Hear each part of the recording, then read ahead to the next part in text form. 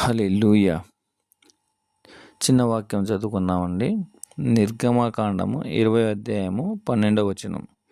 నీ తండ్రిని నీ తల్లిని సన్మానింపుము, అప్పుడు నీ దేవుడైన యెహోవా నీకిచ్చుచున్న దేశమందు నీ దినములు దీర్ఘములగును. ఈ దేవుడు ఈ చిన్న వాక్యం దీవించునుగాక. తల్లిదండ్రుల గురించి క్లుప్తంగా ఇక్కడ వివరంగా బైబిల్ చెప్తుంది. ఏమనంటే, ఈ వాక్యంలో ముఖ్యంగా మనం తెలుసుకోవాల్సింది ఏంటంటే, దేవుడు మనకు ఒక గొప్ప ఆజ్ఞ ఇస్తున్నాడు. తల్లిదండ్రులను గౌరవించమని. తల్లిదండ్రులను గౌరవించమని గొప్ప ఆజ్ఞ ఇస్తున్నాడు. తల్లిదండ్రులను ప్రేమించడం, మాట వినడం, సేవ చేయడం దేవునికి ఇష్టమైన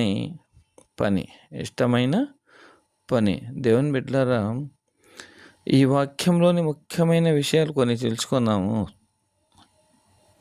సన్మానింపుము అంటే గౌరవించు. తల్లిదండ్రులను ఎవరైతే సన్మానిస్తారో వారు తల్లిదండ్రులను గౌరవించిన వారైతారు. విలువ ఇవ్వు, విధేయత చూపు. ఏం చేయాలంటున్నాడు? గౌరవించు, విలువ ఇవ్వు.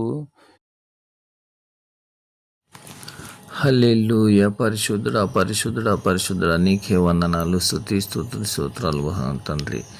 నీకే మహిమ. దేవా పరిశుద్ధుడా, గడిచిన కాలం అంతా ప్రభువా, రాత్రి సమయం మొత్తం అంతా తండ్రి మా చుట్టూ మీ దేవదూతల నుంచి మమ్మల్ని కాపాడి సజీవులుగా ఆపినందుకు మీకే స్తుతులు తండ్రి. ఈరోజంతా ప్రభువా, పొద్దున నుంచి మేము చేసే ప్రతి పనిలో తోడుండి మీ చిత్తపరంగా నడిపించమని, మాకు కావలసినవన్నీ మీ చిత్తపరంగా మాత్రమే కేవలం జరగాలని, మాకు మంచి జ్ఞానాన్ని ఇవ్వమని, మంచి శక్తి బలాన్ని ఇవ్వమని, మాకెవరైతే అపవాదులుగా మారాలనుకుంటున్నారో ప్రభువా, వాళ్ళను క్షమించండి, వాళ్ళను మార్చండి, మంచి జ్ఞానం ఇవ్వండి. వాళ్ళ అపరాధులు సైతాన్ శోధనలకు వెళ్లకుండా మీ సన్నిధిలోచి మోకరించే జ్ఞానం వాళ్ళకి ఇవ్వండి ప్రభువా.